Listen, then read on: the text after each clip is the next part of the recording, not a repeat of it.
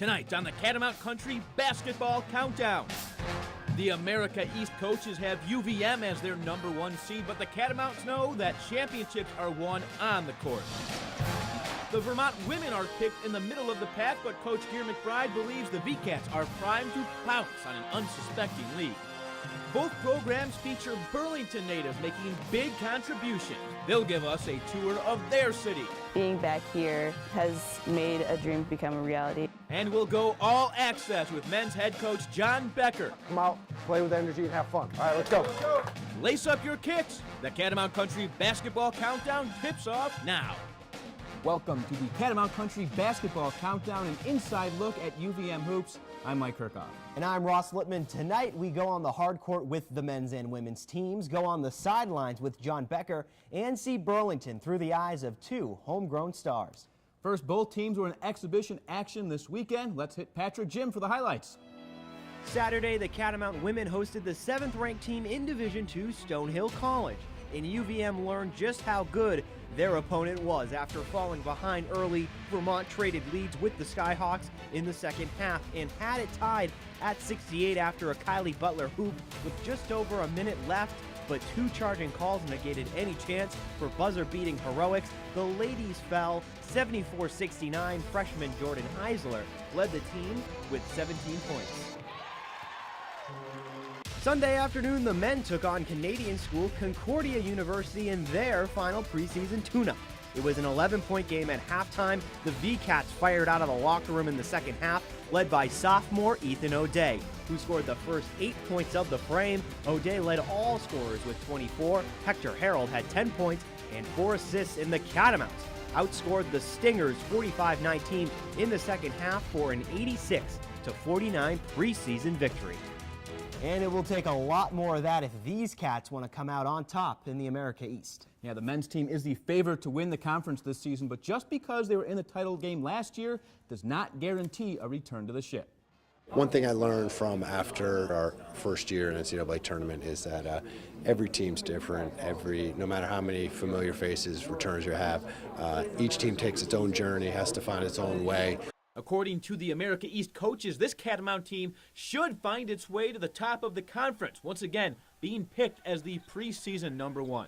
I guess it's a compliment from the rest of the league, which is nice, but I mean, I guess maybe adds a little bit of pressure, but I don't think it really means much of anything to be ranked #1.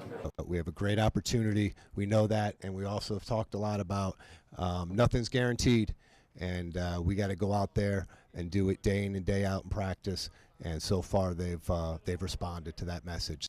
They've responded with maturity because they are mature. UVM has 6 seniors on this year's team, all of whom will be important leaders and big contributors. I've never been part of a team that had 6 seniors that, and in this case, 6 seniors that play. It's not just having 6 seniors on the roster. It's going to be great. They're a tight knit group. The whole team's tight, but that senior class is really tight group. So.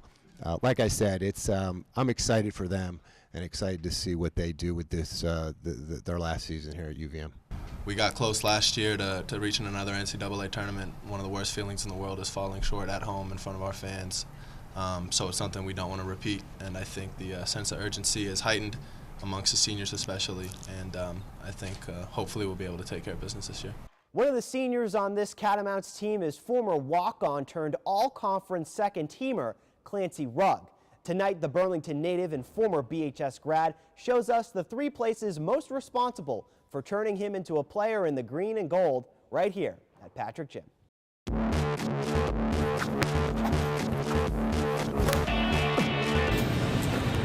Hi, my name's Clancy Rugg. Let's go check out Burlington.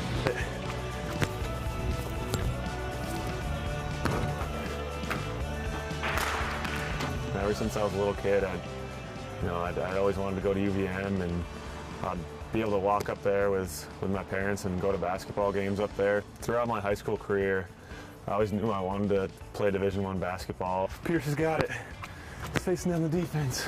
I watched all of them, and I love playing in Patrick Gym, and now that I'm up there playing myself, it's kind of come full circle for me. Shooting hoops before school and come out here a half hour before we had to leave and shoot around for a while. Back a little bit here.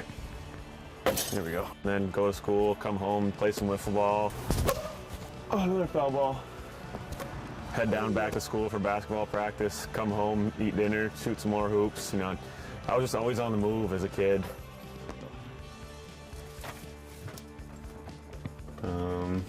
Got pictures from when I was really young, got pictures from pretty recently. Well, it's not only his dream come true, it's really, you know, our dream too. Nothing like being just a stone's throw out the back door to be able to go to a game or walk up to a game. Jake and I are incredibly proud of him. Well, South Park was a combination of, to me, you know, I could walk down here and I could play pickup basketball, you know, after school or whenever, and walk right down the hill, across Shelburne Road, and, you know, I could be here and playing, you know, within a minute of leaving my house. You know, I spent a lot of my childhood here, and I have a lot of good memories here. Every time I would come down here, there'd be somebody new down here, you know, somebody better than me, you know, taller, stronger. It's really important for your development as a basketball player.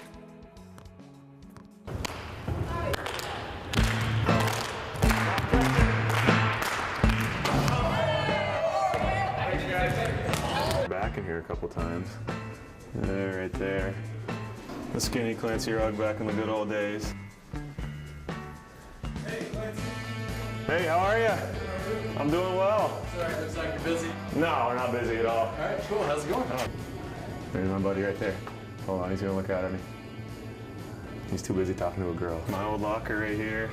Should have spent some more time here instead of in the gym, but that's how it goes, I guess, during high school. All right, you see my house, you see my park, you see my old high school, you see my Burlington. We'll see you at a game this year. Not only will you be able to see Clancy at Patrick this season, you'll also be able to see him 3 times on national television. The biggest one, of course, being that trip to Cameron Indoor to face Duke. That game is November 24th at 6:30. It will be a great opportunity for the Catamounts to showcase their work, but it'll also be a very memorable trip to one of the most famous sports venues in the country. It's going to be surreal. It's definitely going to be surreal, but that's probably going to be the biggest challenge for us as a team. At the end of the day, you know, the rims are 10 feet at Cameron, the rims are 10 feet here. Well, I think the key of it is to kind of think of it as just another game. I mean, they're going to, obviously, it's one of the best places to play in the country. They're one of the best programs ever. So, I mean, they're going to be a great team. The potential is for some pretty memorable things, and definitely looking forward to playing in front of their fans and playing in front of a national audience on ESPNU and coaching against, like you said, arguably one of the best coaches at any level and one of the best leaders in any profession. Coming up next, I sit down with men's senior Luke Apfeld to talk about some unfinished business. But first, let's take a look at the men's schedule.